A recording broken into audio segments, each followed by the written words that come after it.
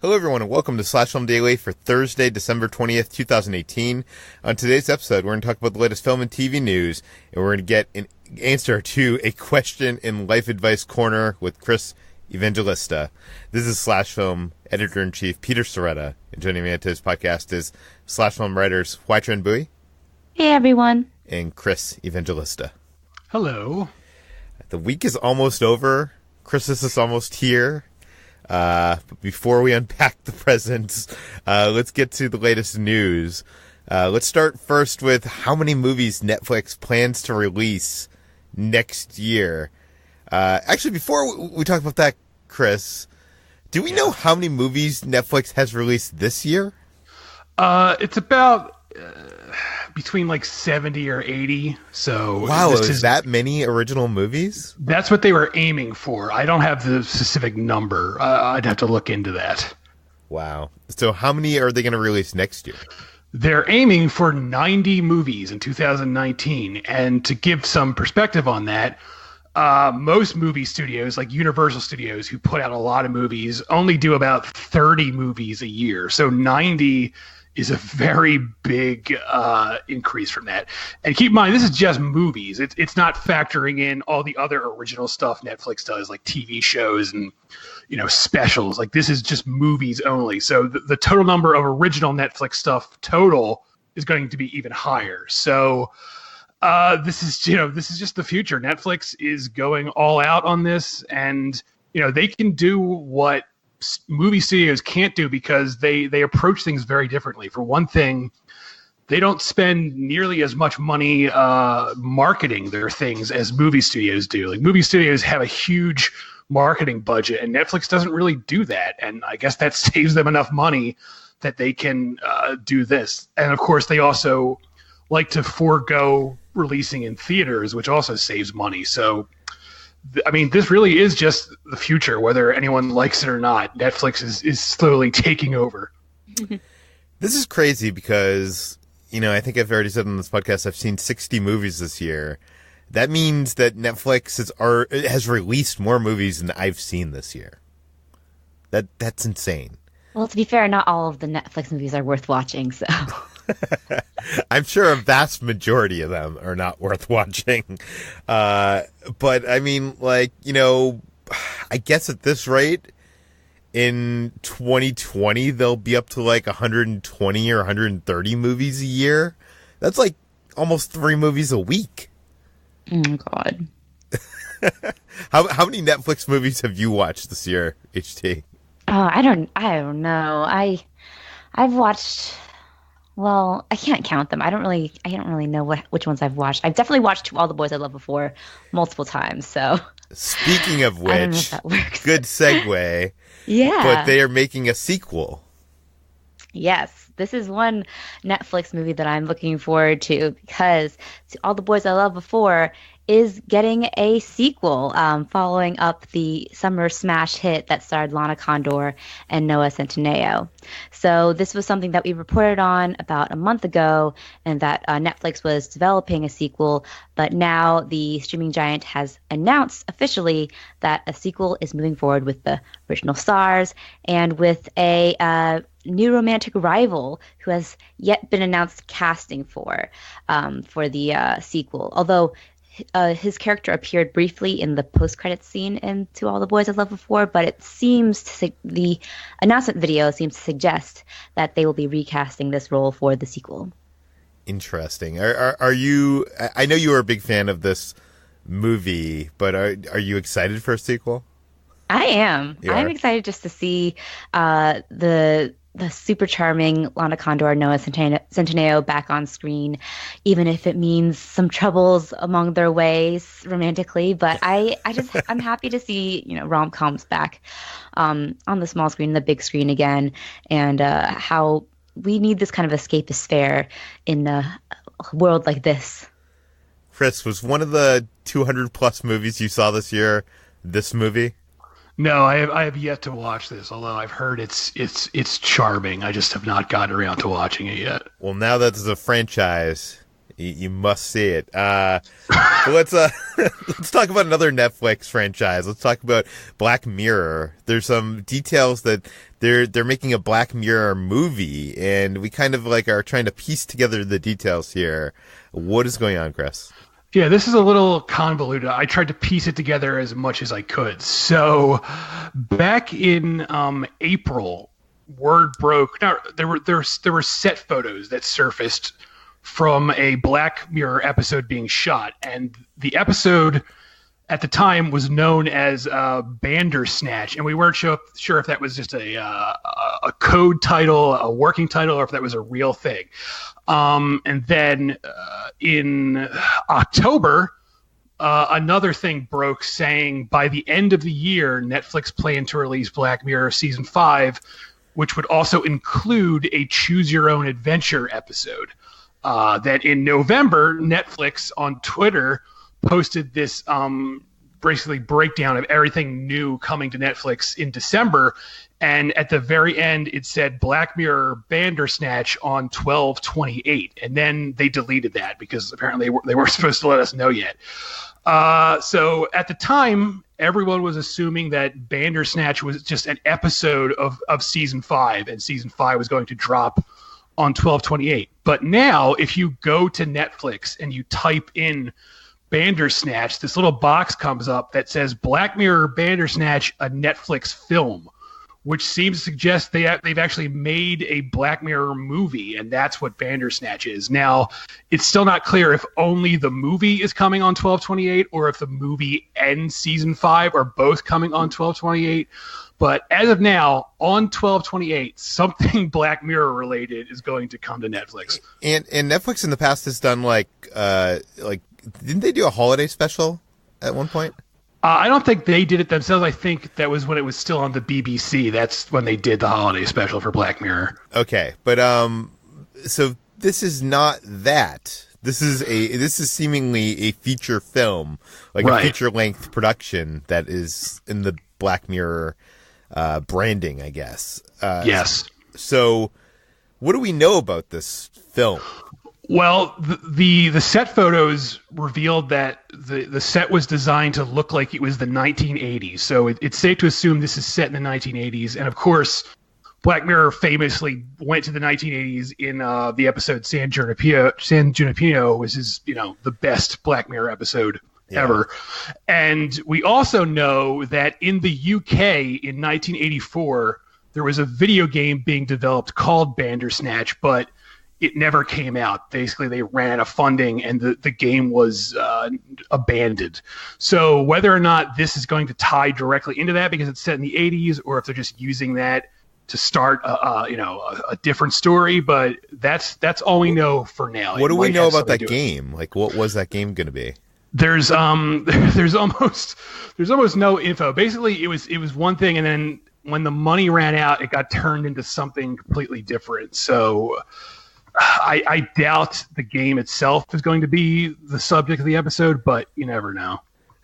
Now, when we posted the story on slashfilm.com, one of our listeners, readers, Honest Joe, responded, do we actually know that Bandersnatch was a real game that was being developed in the 1980s? Or is it possible that this is something they came up with for a backstory and have, put out there onto the internet? No. Bandersnatch really was a video game. Here, I just looked it up. So it became a game called Bradicus. So this is it looks like it's a sci-fi game, and that was released in 1986. But it was originally supposed to be called Bandersnatch, which was developed by Imagine Software, and there was press releases. There were all these things that prove it really did exist, unless Black Mirror marketing is so good they went back in time and released all this stuff. Hey, I wouldn't put it past them. Yeah. So if you want to get ready for this Black Mirror episode, fire up your old IBM, whatever computer and try to find, what is it? Brad something? Bradicus. Brataccas. I doubt that game plays on any modern hardware of any kind. Yes, probably not. I'm gonna I'm going to include a link. I'm going to send Peter an image, and we'll include that in the show notes, which is the original ad for Bandersnatch. Okay, cool. Speaking of video games, the Uncharted they've been trying to make an Uncharted movie for, I think, as long as I've been writing about movies, which is over a decade. And most recently, Shawn Levy, the producer of Stranger Things, has been attached to this, and it seems like he was not able to make it happen. HT, what is going on here? Yeah, so Sony has been trying to make an Uncharted movie for nearly 10 years now. And Shawn Levy, who was the fourth director to be attached to this project, is the latest to leave it. So he has vacated the position and will instead go on to direct a movie called Free Guy, starring Ryan Reynolds and Lil Rel. But meanwhile, Sony is on the hunt for yet another director to hopefully bring this video game adaptation to the big screen. Tom Holland, star of Spider-Man Homecoming, is still attached to play the young version of the video game protagonist Nathan Drake. But that is the only name attached to it still.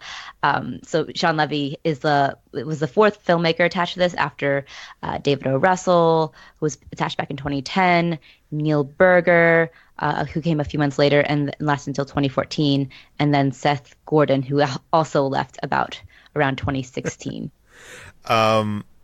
Strangely, I think, I don't play video games at all, but I think I'm the only one on this current episode of the podcast that has played an Uncharted video game. Is that correct? Mm-hmm. Uncharted, I'm sure many listeners out there have played Uncharted, but it's kind of like Indiana Jones, but if like John McClane from Die Hard, like he had the humor of John McClane from Die Hard. So, I don't know. It's pretty insane. Like, it's maybe, like, ratcheted it up a little bit from what Indy encounters. I don't know how Tom Holland is going to play into this. I guess it's probably going to be a younger version of the character.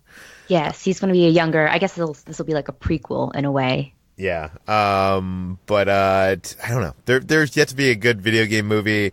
I am interested to see what this is, but with Spielberg making another Indiana Jones, I'm not sure if there's a need for this. Although, if you could get an interesting director, if they could get another like David Gordon Green involved in this, I'd be excited. So we'll have to see what comes of this. We've been talking on the podcast about Jordan Peele's next movie. And it called Us, and last week, or was it earlier this week? No, it was last week. It was definitely last week. We came across a plot synopsis on a test screening, giving us some information about this movie, and now Entertainment Weekly has given us a little bit of more information. Chris, what do we know? So Entertainment Weekly dropped two intriguing photos from the film, and they also have an interview with Peele talking about it. He says, quote, "For my second feature, I wanted to create a monster mythology. I wanted to do something that was more firmly in the horror genre, but still held on to my love of movies that are twisted but fun." I'm sure everyone recalls that when Peele's last movie came out, Get Out came out, there was this weird argument where people were saying it's not really a horror movie, blah, blah, blah, even though it clearly is a horror movie. But it looks like no matter what happens here, that argument's not going to happen because it looks like he's going like unambiguously for horror with this movie. He also reveals that he made Lupita Nyong'o, who stars in the film, watch a series of horror films to get ready for the movie.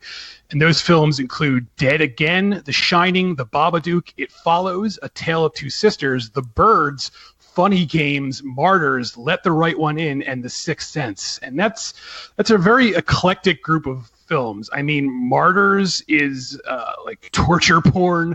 Funny Games is a foreign film. Everyone knows what The Shining is. Dead Again is sort of this like mystery thriller. So it's hard to really glean what the movie is going to be from this list of films, but I'm very intrigued.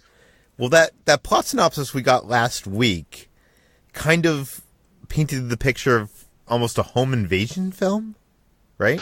Yeah, I mean, the plot involves a couple. They go to spend a weekend at their friend's beach house, and then something goes wrong. And one of these pictures has Lupita Nyong'o like going down a basement, and she's all disheveled, and that gives me a very that seems very much like Martyrs, because there's a whole thing in Martyrs where they find this hidden basement. So I'm really not sure what he's going for here, and I'm very excited to find out, because I loved Get Out, and I'm very excited that he's sticking with the horror genre. I hope he stays with that for a long time. I'm really surprised there's going to be monsters involved here, because like if for some reason I was expecting this to be more of a grounded feature, but this is very intriguing. HT, do you have any thoughts on this? Not anything that you guys haven't said. I'm also intrigued. I don't really know what to make of this list. Maybe it's vampires, because Let the Right One In is in there. They count as monsters of some sort, but I wouldn't be surprised if it was something completely unexpected. Entertainment Weekly, which broke these photos, also on the cover story, they had the first images, I guess. Maybe not the first images, because there's a teaser trailer, but the first images outside of the teaser trailer from the film. First images showing Will Smith in costume as the genie.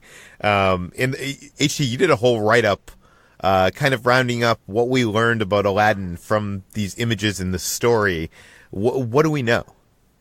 Well, for one, Will Smith isn't blue in these pictures, which has already started a little bit of a hoopla around this. Although he later on came out and said that the genie will be blue, and we learned from this EW cover story that the effects are not quite finished yet for his take on Genie. But this whole new world of images depicts our first look at Will Smith's Genie, as well as our first look at Jafar, who's played by Marwan Kenzari, and also a new character played by Nassim Pedrad, who plays Jasmine's handmaiden. We also got a first look of Abu, too, wearing his signature vest. These images give us a clear idea of Guy Ritchie's vision of Aladdin, which looks to be a little bit more diverse than the Disney animated film. It will have people of all backgrounds, Southeast Asian, Arabic, and populating the fictional country of Agrabah. And we also learned a little bit more about Will Smith's take on the genie, which Ritchie's description is kind of funny. He says in the EW story, quote, "I wanted a muscular 1970s dad." And he added, "He was big enough to feel like a force, not so muscular that he looked like he was counting his calories, but formidable enough to look like you knew he was in the room." And then Will Smith went on to describe having a sort of hip-hop flavor in the role. So I'm not really sure how his genie will turn out, but this sounds like nothing I want. Also, he has a top knot like braid. Yeah. So now I know when this story broke, you were a little you expressed in the Slack channel some cynicism over some comments from Guy Ritchie and his approach to this whole thing. Can you talk about that? Well, Aladdin is an important sort of cultural milestone in a way, because it's depicting is Disney depicting like these people of color in the main lead roles in a very rare like occasion. And yet Ritchie seems to be indicating that he will not really be focusing on the Middle Eastern culture about it, but he calls it principally a human challenge rather than an ethnic one, and then goes on to talk about how he approaches it from a human standpoint, etc., despite having what he called an army of culture advisors on set. So it just seems to me that, like, this is just my opinion, it feels like he's kind of downplaying the cultural importance of this story. And, it's like the sort of all humans matter kind of thing that is a way that, to me, feels like it's downplaying the racial aspect, which is just as important as the universal story, because it plays such a central part in this story. I feel like they have to get it right. I feel like if they have a group of advisors on set with him, and this seems, this is the same company. They got Moana right. they've done a good job in recent years, like kind of nailing this kind of thing. That said, I'm not sure how much faith I have in Guy Ritchie. Chris, do you have any thoughts on this? I don't. I mean, the images. I've learned from doing this for a while that you shouldn't judge things by their Entertainment Weekly images because Entertainment Weekly, especially their covers, tend to be really bad, and then the films themselves end up looking fine. So I don't want to judge. Except for Terminator Genesis. Yes, that was the only time where it turned out to actually be worse than the photos. But I don't want to judge this too much. I do think it's weird that like Will Smith's blueness is going to be, I guess, CGI. Like, couldn't they just put makeup on him? It just seems like a waste of money to be like, we have to do this with CGI. Like, just put makeup on it. It just seems like a lot less hassle to me. But what do I know? But I'm guessing it's twofold. I'm guessing, number one, Will Smith doesn't want to spend 3 hours in the makeup chair every day, getting covered in blue makeup. Yeah, I guess that makes sense. At the beginning, and also this gives them wiggle room to play with how blue they want him in post. You know what I mean? Like once they track it, if you know how the computer tracking works and stuff, right, they can basically adjust that hue in any way after they have that data in. But that's a lot of data. They need a lot of manpower to put they got to go through every frame and track him. Yeah, it's crazy. I also feel like they've like shot themselves in the foot with this because like I feel like they should have just kept Will Smith's appearance a secret, because now we've all seen him like he looks like now, and I don't know about everyone else, but I know from now on, every time I picture this movie, I'm going to picture that EW cover where he just looks like Will Smith dressed as the genie and not like he's going to look in the movie, and it's going to distract me forever. But that's me. Now I know, like, you know what he looks like? He looks like that Imagine Sinbad genie movie. Oh, Kazam. Yeah. Kazam, yeah. Shazam is the real one. Yeah. Yeah. I don't know. I feel like studios still value the being present on the cover of a magazine, even though I don't know anybody that actually reads the magazine. They read the website. And I feel like if I was in studio publicity and marketing, I would be like, let's forget being on the cover of Entertainment Weekly because every single cover looks bad. Like, it's just like why, I would only give them like shots that came directly from the movie or from the set photographers. I would not trust Entertainment Weekly's photographers because they're horrible. And I feel like that can only hurt the film. I don't know.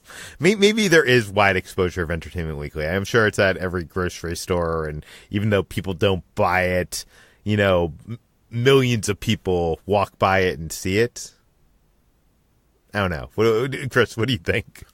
I mean, they've got to still have some circulation if they're still going. So, in an era when so many print mags shut down. But yeah, I agree on the sense that if I were working on a film, I would insist that if they're putting something from my film on the cover, it would have to be something like I approved, or just because I don't know why, I don't know what is wrong with their cover photographers, but they without fail, I don't think I've ever seen an Entertainment Weekly cover where I've been like, oh man, that looks cool. Just without fail, it always looks awful, and then the film usually looks fine. But I don't know, it's the lighting or how they render it. I don't know what they're doing over there, but I wish they would get it right.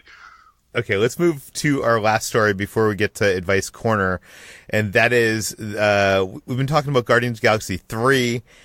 Since James Gunn was taking off that project, we've been talking about who could take the reins. We've had some speculation in that area, and now we know another name that apparently met to possibly direct Guardians of the Galaxy Volume 3. Chris, tell us about it. So Adam McKay, who of course directed Anchorman and The Big Short and this year's Vice, revealed recently on a podcast that he was approached by Marvel to take over Guardians of the Galaxy Volume 3. Obviously he's not doing it, or else that would be the headline, but he was asked to do it. And he also revealed that at one point when Inhumans was still going to be a movie before they decided to turn it into a TV show that everyone forgot.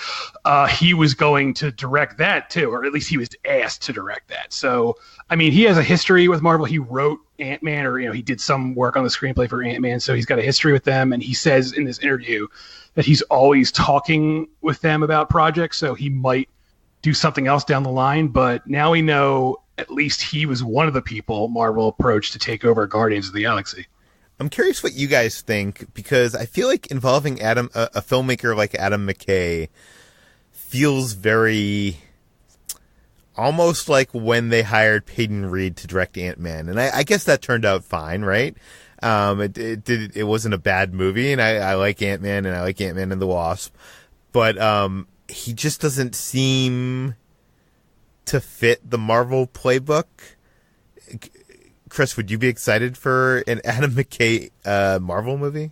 I don't know, because obviously he has a background in comedy, and I do think he's an interesting director. I like The Big Short. I'm one of the few people who really liked Vice, but his style is so different from James Gunn's. I mean, I feel like anyone who takes this over has an uphill battle, but his style in particular is worlds removed from James Gunn's style of making movies, and I just feel like it would be really glaring. It would really stick out. He would have to basically just change the way he makes movies to make this. And at that point, what's even the point of hiring him? Yeah, I feel like McKay's style is more sitcom-y. I don't want to it feels like I'm insulting Adam McKay. I like Adam McKay's stuff, but it doesn't feel as stylish and as fresh as, the Guardians movies from James Gunn. HT, do you have any thoughts? No, I agree with you, because I think that with McKay with Marvel eyeing Adam McKay, it feels like they're trying to go for a comedy first approach, but then ignoring the style that James Gunn brought to the Guardians movies. So I don't think he would be able to hold up that end of the films. So I don't really know, because his style is a little more broad, I would say, than what we see in Guardians. Yeah, this worries me some. I really hope. My theory, I've expressed this on the podcast in the past. My theory is they should just have Taika Waititi do it, and it be a Thor Guardians movie. And I feel like that would get you out of, it could be Thor 4/Guardians 3. I don't know, not sure what you'd call it. I guess whatever. I don't know. Guardians of the Ragnarok. As Guardians of the Galaxy. Thorniverse. What was that? Guardians of what? Guardians of the Thorniverse. I don't know. That was terrible. Yeah, I don't know. But okay, we should probably end this here and move on to Advice Corner with Chris Evangelista. It's Chris's Advice Corner. It's Chris's Advice Corner.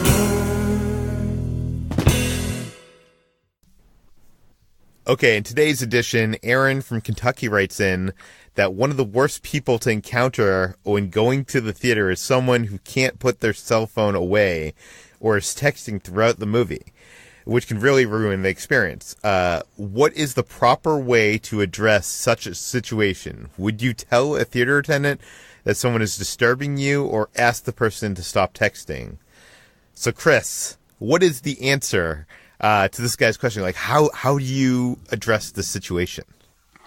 So, if it's at the point where it's so distracting you can't deal with it, I would probably get a theater attendant, because I am a coward and I don't want to confront people. Also, people are crazy. And this is why you watch movies at home. Yes, but you're such a coward that you don't even want to go to the theater. But no, people are nuts. I've been in theaters where I haven't done it, but someone else has tried to, shush someone or say, even in a very polite way, could you please put your phone away? And people react like you've just offended them. They're like, I'm not putting my phone. They act like, you're the one who's wrong. And then you're just creating a scene in the theater, and it gets even worse. People are nuts. I would, here's what I would do. I would either, one, look to see if there's an empty seat somewhere else and move, or two, ask, someone who works at the theater to do something, because you don't want to risk dealing with getting into a fight with some crazy person who's going to take it very seriously. And, realistically, 9 times out of 10, I'm sure someone would be reasonable and be like, oh shit, and put their phone away. But I don't want to risk that. People are nuts. People are crazy. People are dangerous. Leave me alone. I feel like I'm also a coward, but I will do the shh, because you can do that really quick and people won't know where exactly it came from. They know kind of the direction, but then you can act like, oh, I didn't do it. I didn't do the Can you shush. do that with your phone? I mean, I guess you could do that by like just yelling, put your phone away, and hope they don't realize it's you doing it. Yeah. Like, I have an example. This wasn't a phone specifically, but one time I went to see they re-released Blade Runner, the first one, and I went to see that in theaters. And there was this guy sitting in front of me, and he was literally, he had seen the movie so many times that he knew it by heart, and he was quoting every single line in the movie, and he was doing it really loudly. He was like talking to the screen.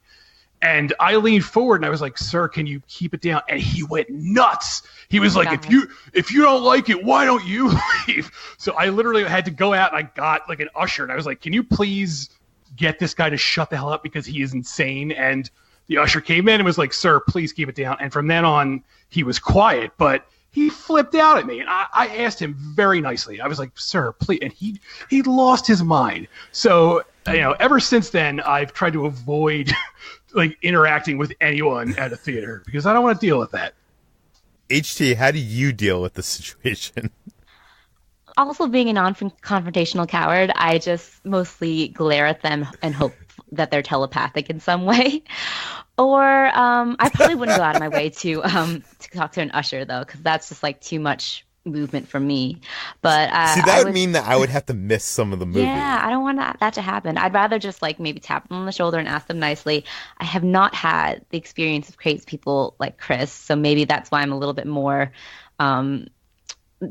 inclined to do that. And also, like, people won't yell at me because I'm a small Asian girl, unless they're like evil. So I don't know. That's usually the course of action I would do. That's hilarious. I live in LA, and I will say the industry crowds are the worst.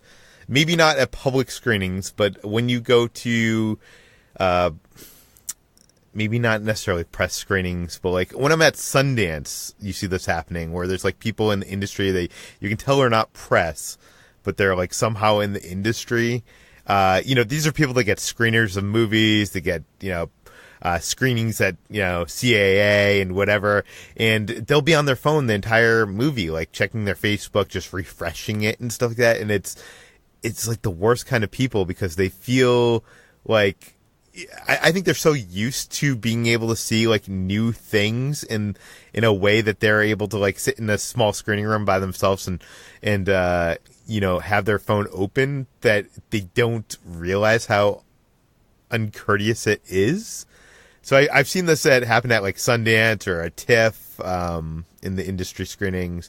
But I feel like living in a big city, and I'm wondering what your experience with this is, HTE, because you've just moved to New York, Yes.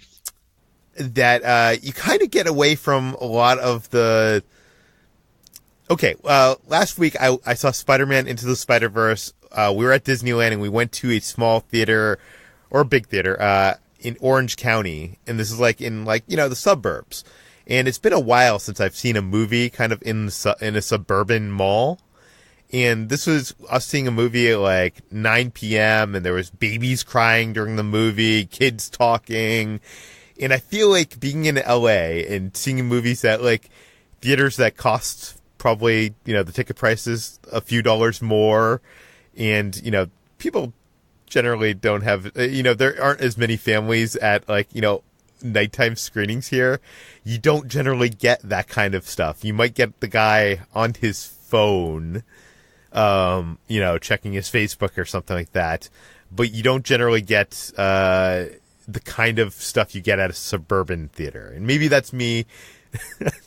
I don't know. Maybe that is a broad judgment of two different types of audiences, but I've noticed that. So, HJ, I'm wondering what your experience has been thus far in Manhattan.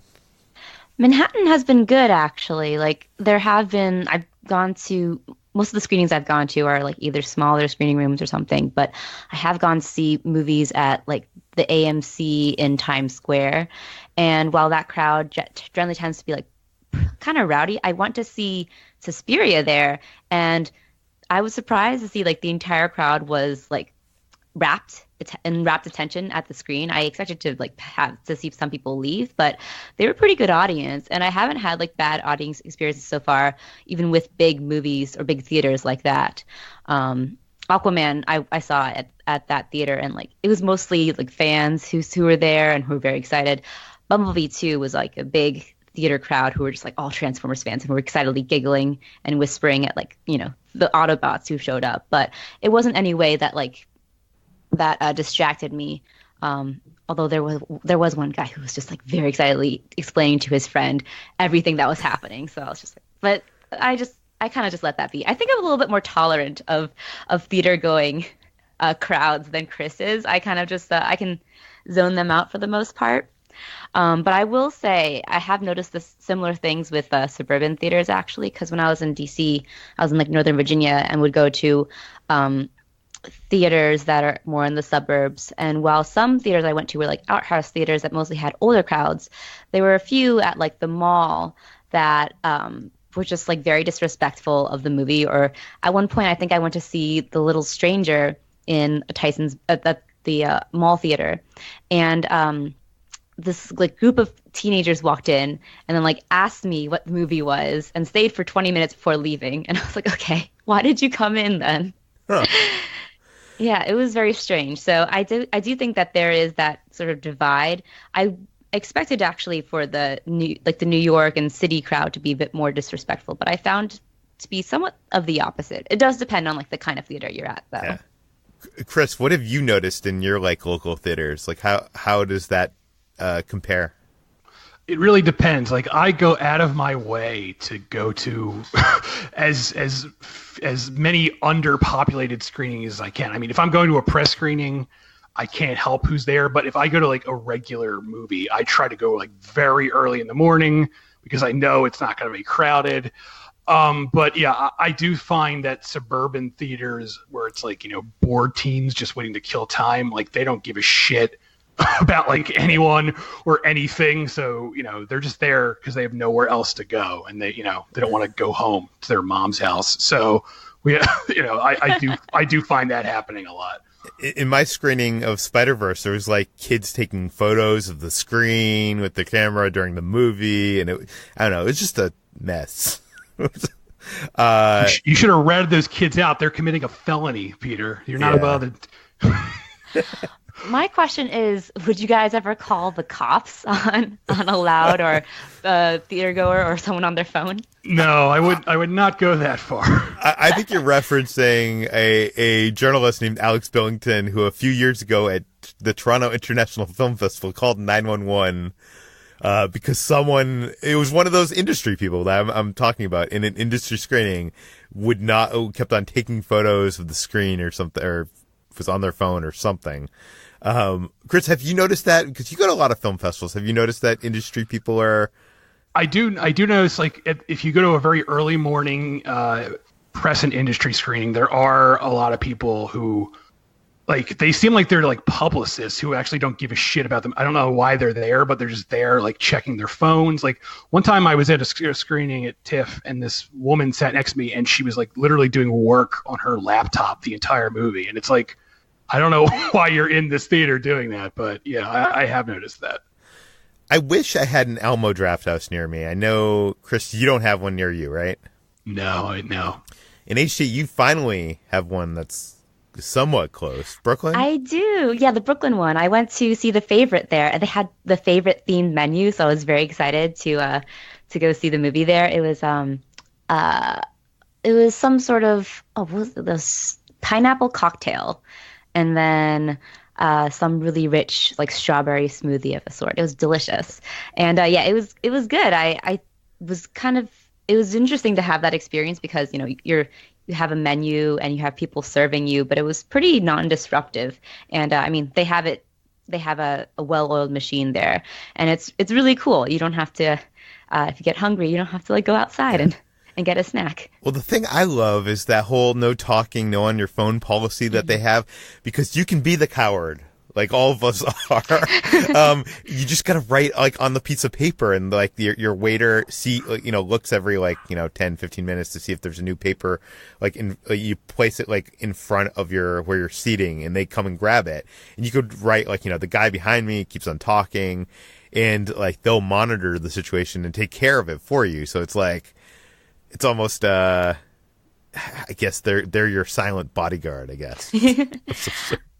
Yeah, I don't know why. Whenever there are really strict rules like that, I get paranoid that I'll be the one who accidentally talks or gets on my phone, even though I know I don't do that kind of thing. But I'm like, oh my God, am I going to get kicked out and never able to return? See, the one thing I do, and I hope it doesn't annoy anybody, but I have my Apple Watch is still on, but it's under my sleeve, so it doesn't light up and interrupt other people. I don't think anybody can see it. Or I'm 99% sure no one can see it. But if I get a phone call, which has a different vibration than like a text message, or than like an email or something, if I get a phone call or text message, I will look under my sleeve. But I don't think anybody can see it, because I'm like it's like so point of view. Does that make sense? Of like me having my hand and it's covered. I don't know.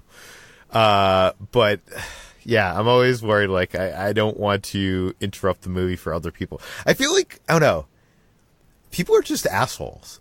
Like, when the chance is that I have to look at my watch or whatever, I feel like I'm so courteous about it. Like, I'm like blocking it. I'm like, do you know what I mean? Like, but some people just don't care. Like, yeah, it's terrible. People suck. These are the ones going to hell. I've been saying this for a full year, and everyone says I'm negative, but no, I'm right. I'm correct. How can we fix this, Chris?